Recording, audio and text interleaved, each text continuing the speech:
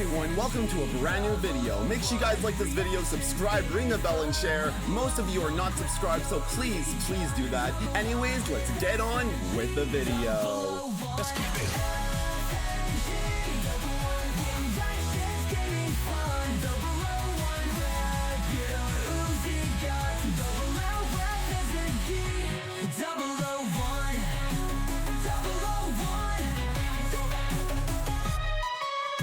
Hey everyone, SMG here. Welcome back to another SUNNYV2 reaction. It's been a while. I know I saw the Angry Bird video a while ago, but now we're going to be checking out how microtransactions destroyed Plants vs. Zombies. And obviously, Plants vs. Zombies Replanted came out, or got a trailer from the Nintendo Direct Partner Showcase a little bit ago. So this is actually I guess whatever in this video is gonna probably age well because, you know, because Replanted is gonna be coming out very soon. And I'm gonna be honest, it's literally just the Xbox port, but like, you know, HD, and it's also gonna have like some other features or whatever.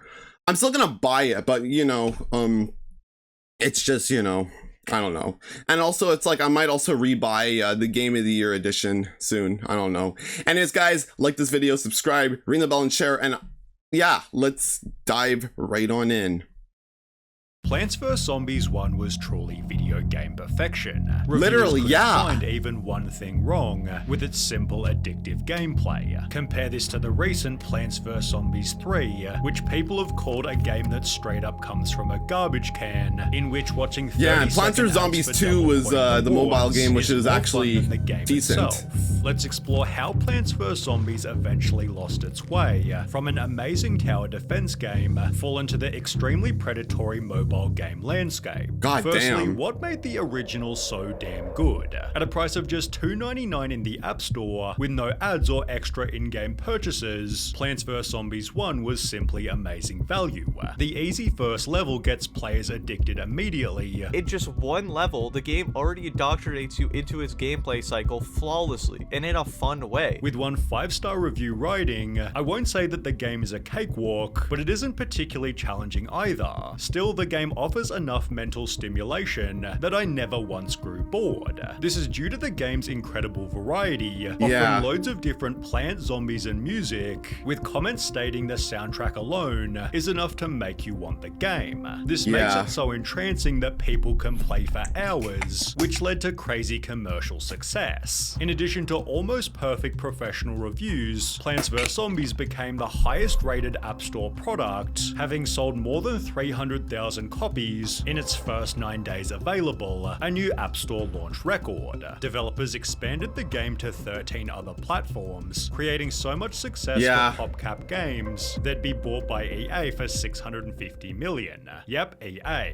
The company was such an extreme reputation for greed, there's an entire Wikipedia page dedicated to criticism of the company. People have called their use of microtransactions a plague, which sadly began to infect Plants vs. Zombies, because on the 15th of August 2013, Plants vs. Zombies 2 came out, with one key difference compared to the first. PopCap found a way to cram this game with as many in-app purchases and microtransactions as humanly possible, to the point where it's too much of a hindrance for me to actually enjoy the game. Plants vs. Zombies 2 features microtransactions. Unlike in the previous entries to the series, new plants can be purchased with real money, as well as upgrades and coins. These items can also be bought in bundles to save some money. Certain plants could only be accessed using cold hard cash, and while coins could be naturally earned in-game, you could pay up to $52 to instantly unlock them. The Pirate Seas and Wild West levels can also be unlocked without earning all of the required stars. They cost $5.49 each to instantly access. More controversial for whatever I would just get the stars, was man. The game's new art style. People argued that every single character looked to be designed by a totally different person, each of whom had their own way of drawing. There's full videos dedicated to the poorly designed plants, with the excessive discussion about this flaw being a meme within the community. This is because they'd hired a whole new team of designers, and under suspicious circumstances fired George Fan, who designed PvZ1 all by himself. Well, an article later confirmed EA fired Plants vs. Zombies creator for refusing microtransactions in sequel, explaining that George had lost his his job, as he didn't agree with the pay-to-win model. He'd partially confirmed this by tweeting, "Regarding recent rumors, it is true I was laid off by EA/PopCap, and also true that I was against making PvZ2 a freemium game. That's all I'll say on the matter for now. Sure do miss paying for a game once, and unlocking cool things by actually, you know, playing that game. You and me both, man." These elements led to videos claiming Plants vs Zombies 1 is better than Plants vs Zombies 2. I mean, I would just put it on for like $5, but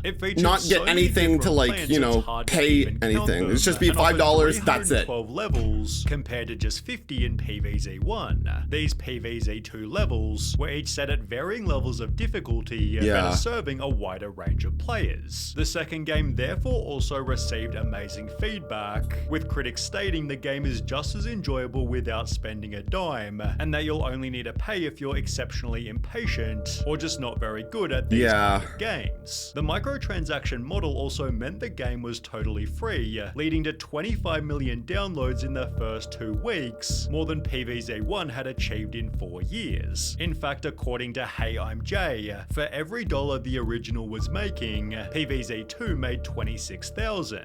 That therefore made the original free for every player, although this meant people would be paying with their time. It's free now, which naturally means that the game absolutely bombards you with ads.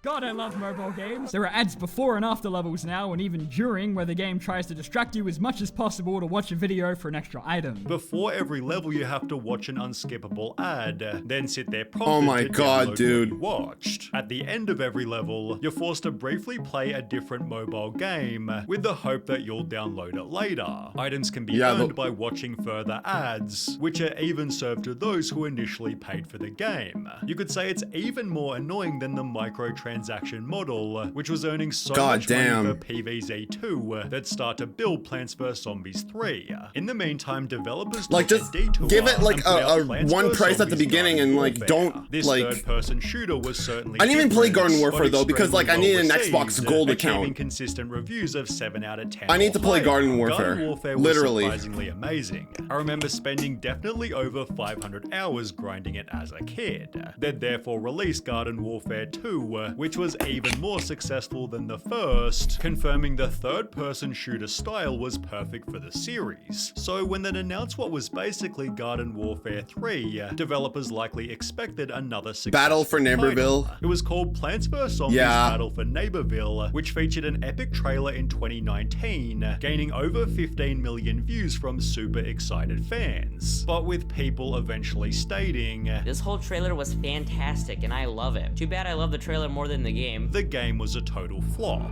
Plants vs Zombies Battle for Neighborville is one of the worst games you've never heard of. Extensive posts like this called it a complete and utter disaster in almost every way, and one of, if not the worst multiplayer game I have played in 2019. It referenced problems such as bugs and graphical errors, textures and map design are absolutely horrible, whilst the characters all control awfully and feel very unenergetic since the sound design is absolutely garbage. Then, of course, there were the microtransactions. Of course. These need to be unlocked, and the way you unlock these characters is through a specific challenge called giving EA $30. But the game already costs $30 to buy, and you expect players to spend that twice in order to play the new characters? As mentioned, the game already cost $40, but demanded an extra $30 to unlock every character, which could be unlocked by grinding the game, but would take about you have to have like Zack Scott money in order to get it. Players therefore dismissed the game, and you gotta commission people to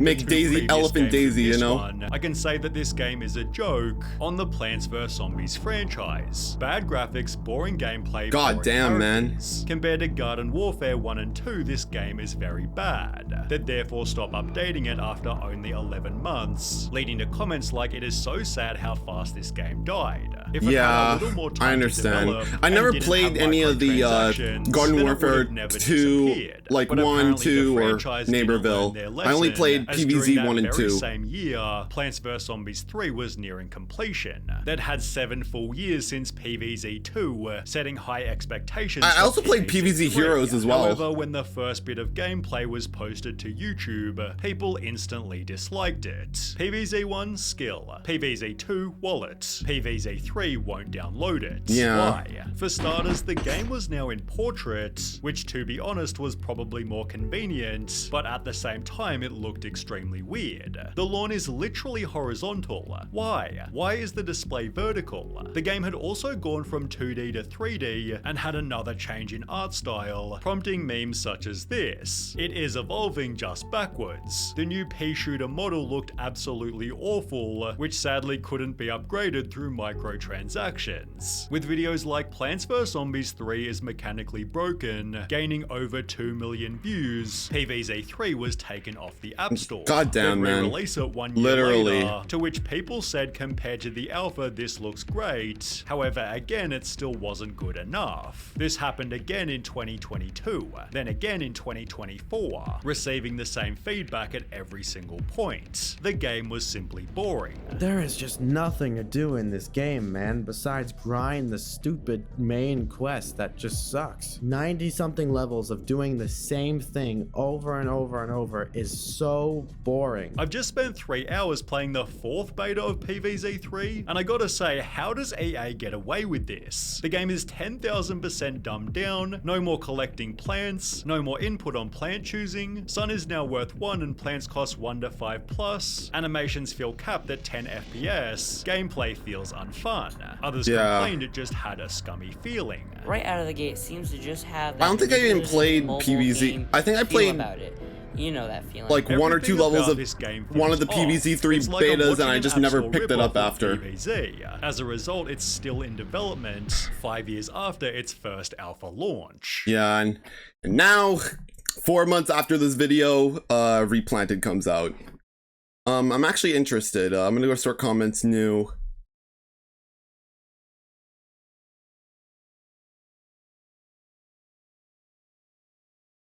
I'm just gonna say, who came here after PvZ Replanted? Boom. Alright. Anyways, guys, like this video, subscribe, ring the bell, and share. I will see you guys in the next one. Later, guys. Thanks for watching, and deuces.